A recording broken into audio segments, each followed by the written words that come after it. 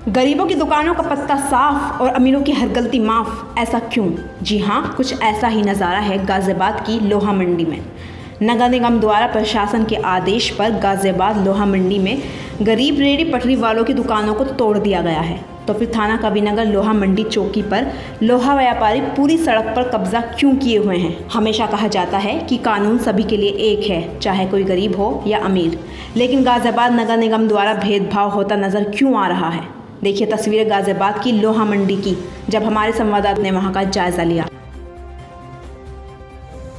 नमस्कार, हम मौजूद हैं गाज़ियाबाद के लोहा मंडी के नगर निगम के पार्क में, जहां पर यहां के लोहा व्यापारियों द्वारा इस पार्क को गोडाउन का रूप दे दिया गया है। आप देख सकते हैं इस पार्क में कोई भी पेड़ पौधे नहीं हैं और चारों तरफ लोहा ही लोहा आपको नजर आएगा। असल में मामला ये है कि पिछले दिनों 18 जून 2021 को नगर निगम द्वारा प्रशासन के आदेश पर यहाँ के गरीब रेड़े पटरी वालों को अतिक्रमण कहते हुए उनकी दुकानों को तोड़ दिया गया। लेकिन क्या सरकार को ये अतिक्रमण नजर नहीं आ रहा? यहाँ के आसपास में जितने भी पार्क हैं सभी को यहाँ के लोहा व्यापारियों ने इसी तरह से घेरा हुआ है। क्या प्रशासन को ये दिखाई नहीं देता? क्या सारे कानून सिर्फ गरीबों के लिए है? ये सवाल आपके भी मन में उठ रहा होगा। अब देखना यह है कि प्रशासन इस पे जल्द से जल्द क्या कार्रवाई करता है। मैं गाज़ियाबाद से संकल्प Jain, Bharat times news. Sir, जो लोहा मंडी में अभी 2-3 दिन पहले अतिक्रमण हटाया था, उसके बारे में आपको क्या कहना है? लोहा मंडी के पास में अवैध कटान, मांस, मछली और इन सब की रोटी थी।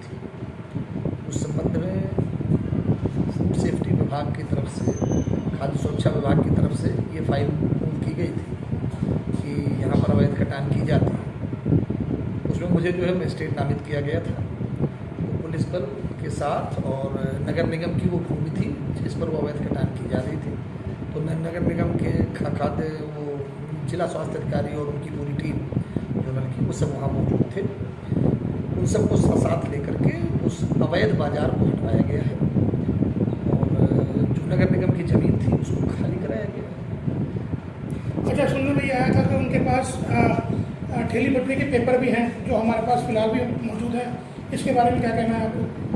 ठेली पटरी के कोई ऐसे पेपर उनके पास नहीं है। ठेला लगाने का अगर कोई पेपर है तो ठेला तो जो मूविंग होता है वो मूविंग ठेला लगाए मैं जहाँ पर लगा सकते हैं। मांस तो ठेले पे बिकता नहीं है खुले में, तो आप सब भी जानते हैं। तो अगर ठेले का कोई पेपर है तो वो अपना नगर पालिका से उसको जो लाइसेंस है उसमें जाके बात करें। और ठेले पे मांस का जो लाइसेंस नहीं मिलता ठेले के पेपर का, और वहाँ पर कोई ठेला नहीं था। वहाँ पर एक वो निर्माण करके अवैध रूप से कटान वहीं हो रही थी। वहीं पे उससे जो है शांति व्यवस्था को बहुत खतरा था। लगातार वहाँ के लोकल नागरिकों द्वारा उसका विरोध किया जा रहा था और उच्च स्तर तक उसकी शिकायत की जा रही थी, जिसमें मुझे जो है मतलब मजिस्ट्रेट के रूप में वहाँ से जो नामित किया गया था। और उसके बाद हमने जा करके वो हम सबने पूरी टीम ने मिलकर ऐसे लोगों के लिए कुछ संदेश है जो सरकारी ज़मीन पर अतिक्रमण करके बैठे हैं?